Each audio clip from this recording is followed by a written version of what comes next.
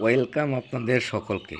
আজকে আমরা জানব রাষ্ট্রপতি এবং উপরাষ্ট্রপতির ধারা সম্পর্কে।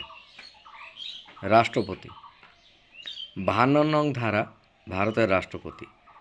53 নং ধারা দেশের প্রশাসনিক ক্ষমতা রাষ্ট্রপতির হাতে ন্যস্ত।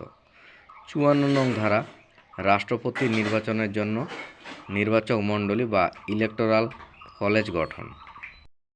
55 নং ধারা রাষ্ট্রপতির নির্বাচন পদ্ধতি। 56 নং ধারা রাষ্ট্রপতির কার্যকালের মেয়াদ। 57 নং ধারা একজন ব্যক্তি কতবার রাষ্ট্রপতি হতে পারেন সেই সংখ্যা সীমিত নয়। এলিজিবিলিটি অফ রি ইলেকশন। 58 নং ধারা রাষ্ট্রপতির যোগ্যতা। 60 নম্বর ধারা রাষ্ট্রপতির শপথ গ্রহণ। 61 নম্বর ধারা রাষ্ট্রপতির অপসারণ, প্রসিডিওর অফ ইমপিচমেন্ট। 62 নং ধারা রাষ্ট্রপতির পদ শূন্য হলে 6 মাসের মধ্যে নির্বাচন করতে হবে। 63 নম্বর ধারা উপরাষ্ট্রপতি বা ভাইস চেয়ারম্যান,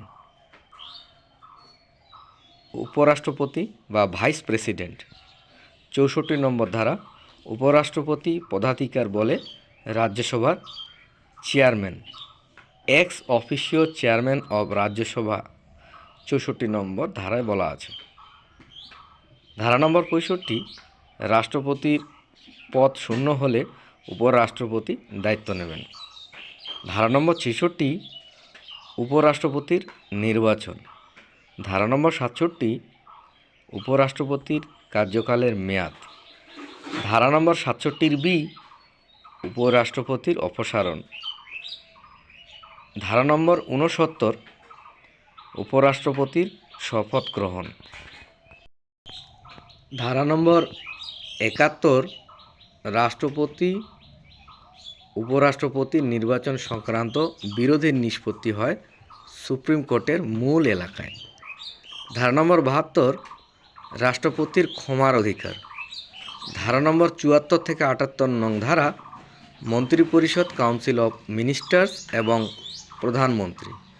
ধারা নম্বর 74 মন্ত্রিপরিষদ থাকবে এবং তাদের পরামর্শ মতো রাষ্ট্রপতি কাজ করবেন। ধারা নম্বর 75 প্রধানমন্ত্রী ও মন্ত্রিপরিষদ রাষ্ট্রপতি কর্তৃক প্রধানমন্ত্রী নিযুক্ত হবেন। ধারা নম্বর 75 empowers the president two appoint the prime minister of India. Article 75 subclause 3 The Council of Ministers shall be collectively responsible to the House of the People. ধারা নম্বর 76 অ্যাটর্নি জেনারেল এজি। ধারা নম্বর 78 প্রধানমন্ত্রীর ক্ষমতা। এরপরের টপিক নিয়ে আবার ফিরে আসবো। সকলকে ধন্যবাদ।